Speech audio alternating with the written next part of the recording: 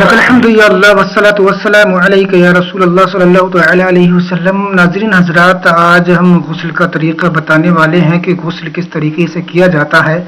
بہت سے میرے بھائیوں کو غسل کا طریقہ معلوم نہیں ہے کہ سنت طریقہ کیا ہے، کس طریقے سے ہم اپنی ناپاکی کو دور کریں، کس طریقے سے ہم ناپاک ہیں تو ناپاکی کا غسل کس طریقے سے کریں، وہ آپ حضرات کو سنانے جا رہے ہیں۔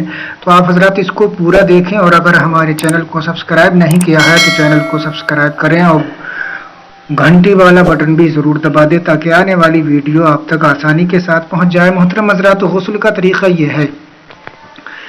غسل کی نیت کر کے پہلے دونوں ہاتھ گٹوں تک 3 مرتبہ دھوئے، پھر استنجے کی جگہ دھوئے، خواہ نجاست لگی ہو یا نہ لگی ہو، پھر بدن پر جہاں کہیں نجاست لگی ہو اس کو دھوئے، پھر نماز کے جیسا وضو کرے مگر پاؤں نہ دھوئے۔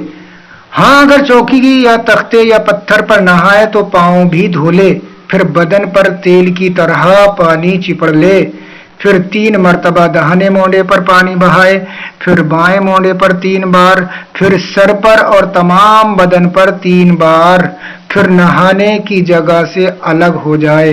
اگر وضو کرنے میں پاؤں نہیں دھوئے تھے تو اب دھو لے، اور نہانے میں قبلہ رخ نہ ہو جب نہائے تو اگر سطر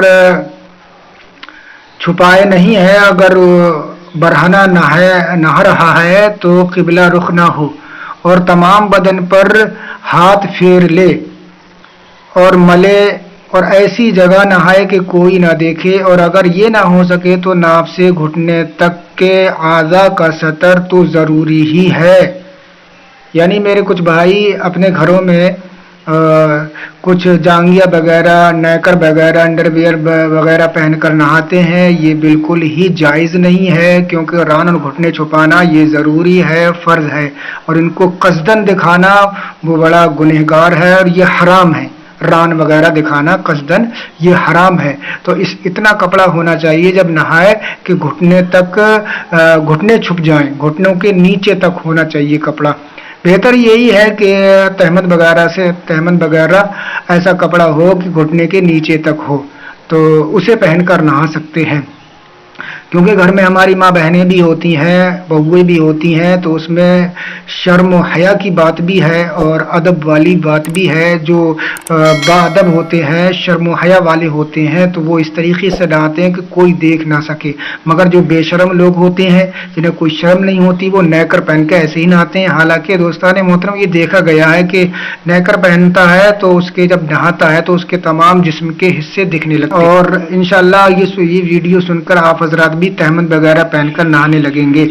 یہ میں اپنی طرف سے نہیں کہہ رہا ہوں، بلکہ یہ قانون شریعت کی طرف سے کہہ رہا ہوں۔ تو جب بھی نہائے تو اتنا سطر ہونا چاہیے کہ ناف سے لے کے گھٹنے کے نیچے تک ہو۔ اگر اتنا بھی ممکن نہ ہو تو تیمم کرے، اور اگر اس کے پاس کپڑا ہے ہی نہیں بیچارہ نہانے کے لیے تو تیمم کرے، اور نہانے میں کسی قسم کا کلام نہ کرے، نہ کوئی دعا پڑھے، بعد نہانے کے رومال سے بدن پونچھ ڈالے تو حرج نہیں۔ مسئلہ احتیاط کی جگہ ننگا نہانے میں حرج نہیں۔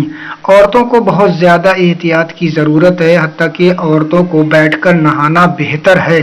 نہانے کے بعد فوراً کپڑے پہن لے۔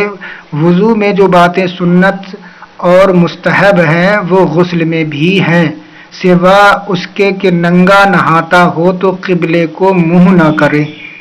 اگر ننگا نہاتا ہو اندر کسی آڑ میں چھپ کر غسل خانے میں، تو ننگا نہاتا ہو تو قبلے کی طرف اس کا منہ نہ ہو، اور اگر تہمد باندھ کر نہا رہا ہے تو کوئی حرج نہیں ہے۔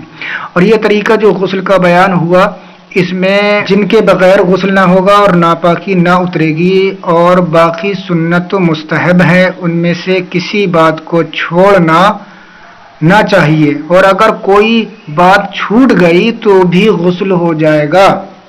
ہاں اگر فرض چھوٹ گیا نہانے میں تو غسل ہوگا ہی نہیں، اور غسل نہیں ہوا تو وضو نہیں ہوا، اور وضو نہیں ہوا تو محترم حضرات نماز بھی نہیں ہوگی۔ تو اس بات کا خیال رکھیں۔ انشاءاللہ آنے والی ویڈیو میں ہم وہ فرض بتائیں گے غسل میں کتنے فرض ہیں۔ بس آج کے لیے اتنا ہی کافی ہے۔ خدا حافظ، فی امان اللہ۔